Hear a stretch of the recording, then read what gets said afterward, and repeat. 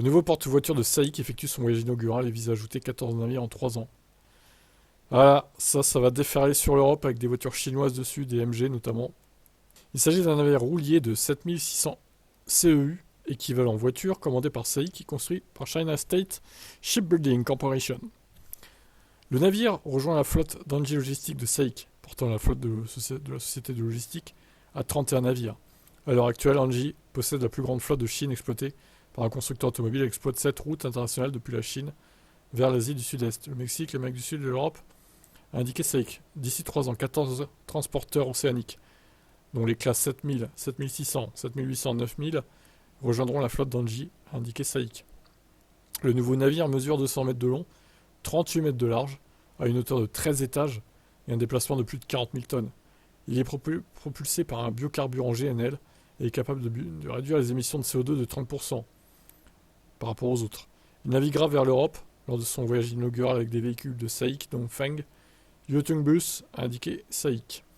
Les véhicules de SAIC exportés et vendus depuis des bases à l'étranger se sont élevés à 1 208 242 en 2023, soit une augmentation de 18,75% par rapport à 2022, selon les données publiées plus tôt ce mois-ci. Ça comprend 360 000 véhicules vendus sur le continent américain, 330 000 en Europe, 270 000 en Asie, 150 000 au Moyen-Orient et en Afrique, 100 000 en Océanie. SAIC vise à voir ses ventes à l'étranger atteindre 1,35 million d'unités en 2024, a déclaré hier le média local The Paper, citant le vice-président de SAIC Motor International. Sacrés engins, hein, quand même. Hein. Waouh. L'objectif de vente à l'étranger de SAIC pour 2025 est de 1,5 million d'unités.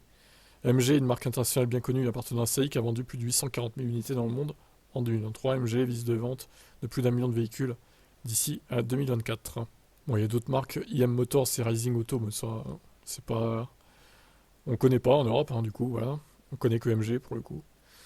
Voilà, bah écoutez, voilà comment bien polluer les mers avec toutes ces voitures venues de Chine. Il faut des bateaux à hydrogène. En plus, ça rejette de l'eau dans la mer, hein, c'est parfait. C'est ça qu'il faut en fait.